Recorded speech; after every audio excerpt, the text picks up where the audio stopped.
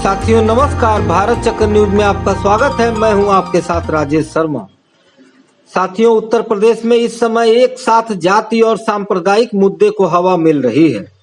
राजनीति एक खतरनाक मोड़ पर है। देश के सबसे अधिक आबादी वाले और राजनीतिक रूप से महत्वपूर्ण राज्य में हो रहे ताजा घटनाक्रम बता रहे हैं कि हिंदुत्व के अलावा जाति आधारित विभाजन पर फोकस किया जा रहा है। जाति बताने पर रोक लगाने और मोहम्मद साहब का नाम लेने पर एफआईआर की घटनाएं बता रहे हैं कि इससे हिंदुत्व को मजबूत करने की कोशिश हो रही है। राज्य में चुनाव 2027 में है, लेकिन उसकी तैयारी अभी से दिखाई दे रही है। इसी दौरान सपा के वरिष्ठ नेता आजम खान भी जेल से बाहर आए हैं। आजम सपा नेता के अलावा प्रमुख मुस्लिम चेहरे वाले नेता भी हैं।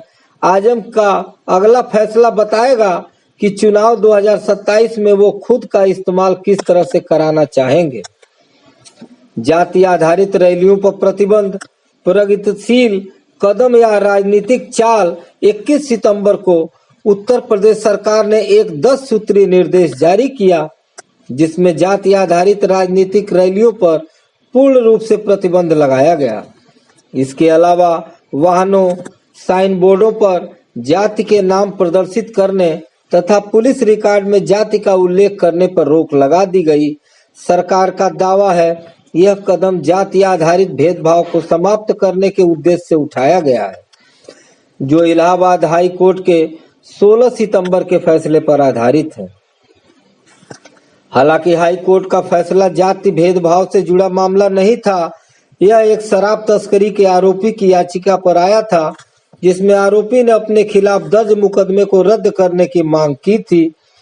विशेषज्ञों का मानना है कि जाति को कम महत्व देना प्रगतिशील सोच हो सकती है, लेकिन निर्देश का असली उद्देश्य कुछ और है।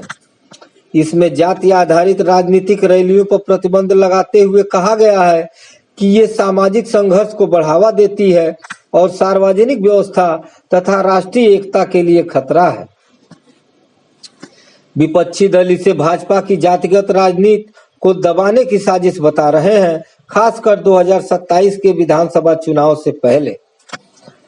योगी सरकार के इस निर्देश ने भाजपा के सहयोगी दलों, खासकर निषाद, सुहेलदेव, भारतीय समाज पार्टी और अपना दल को असहज स्थिति में डाल दिया है, क्योंकि जातिगत पहचान ही उनकी राजनीति का सार है। निषाद पार्टी मुख्य रूप से निषाद या मछुआरों की पार्टी है। इसी तरह से ओपी राजभर के नेतृत्व वाली सुभाषपा को राजभरों की पार्टी माना जाता है, जबकि अपना दल को कुर्मियों की पार्टी माना जाता है। ये सभी दल अतीत में कभी न कभी समाजवादी पार्टी के साथ गठबंधन में रहे हैं। भाजपा के दोनों सहयोगियों ने संकेत दिया कि उनकी राजनीति मुख्य रूप से पिछड़ों और दलितों के सशक्तिकरण पर आधारित है, जिसके माध्यम से वे अपना वोट बैंक बनाते हैं।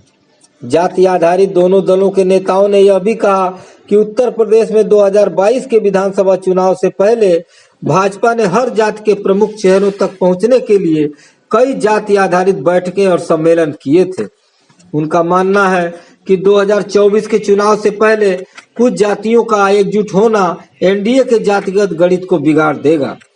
विपक्ष के आरोपों को सिरे से खारिज करते हुए भाजपा के प्रदेश अध्यक्ष भूपेंद्र चौधरी ने इसे सरकार का ऐतिहासिक फैसला और समाज में जातिवाद को खत्म करने का एक प्रयास बताया, जो इलाहाबाद हाई कोर्ट के आदेश का पालन करने के लिए जरूरी था। चौधरी ने कहा, सहयोगी दलों के असहज होने के बारे में मुझे कोई जानकारी नहीं है, लेकिन देखिए, वे गठबंधन का हिस्सा हैं, हमारी पार्टी का हिस्सा नहीं है। इसलिए उनके लिए हर फैसले से सहमत होना जरूरी नहीं और उन्हें अपनी राय रखने का अधिकार है। जाति आधारित दलों ने 2022 के यूपी विधानसभा चुनाव में एनडीए में शामिल होकर बीजेपी को समर्थन दिया। 2024 में उनका समर्थन बीजेपी को रहा। बीजेपी को बड़े पैमाने पर ओबीसी वोट ट्रांसफर हुए। बीजेपी यह मानकर चल रही है कि अगले चुनाव में उसके ओबीसी वोट बरकरार रहेंगे, चाहे ये दल साथ दें या न दें। लेकिन सत्ता की राजनीतिक वजह से जाति आधारित दलों का एनडीए निकलना मुश्किल लग रहा है। दूसरी तरफ अगर जाति आधारित दल बीजेपी या सरकार से अलग होकर अपना कार्यक्रम करते हैं तो उन्हें सरकारी कार्रवाई का सामना करना पड़ेगा। योगी सरकार का आदेश जारी होते ही सबसे पहले क्षेत्रीय और ब्राह्मण सम्मेलन करने वाले संगठनों ने उसका स्वागत किया और योगी आदित्यनाथ को धन्यवाद दिया। यूपी में ओबीसी संगठनों ने अपने जाति आधारित सम्मेलनों के जरिए अपना एक बड़ा वर्ग तैयार किया था। उसके बाद सवर्ण जातियों के लोगों ने अपने सम्मेलन शुरू किए। कानपुर की घटना मामूली थी। 4 दिसंबर को बराफात ईद ए मिलाद उन नबी जुलूस के दौरान रावतपुर में एक समूह ने जुलूस मार्ग पर आई लव मोहम्मद का बैनर लगाया। स्थानीय हिंदू संगठनों ने इसका विरोध किया। उन्होंने दावा किया कि बारावफात पर नई परंपरा लाने की कोशिश है। इस विवाद ने सांप्रदायिकता माहौल को चार्ज कर दिया और देखते ही देखते यह बड़ी घटना हो गई।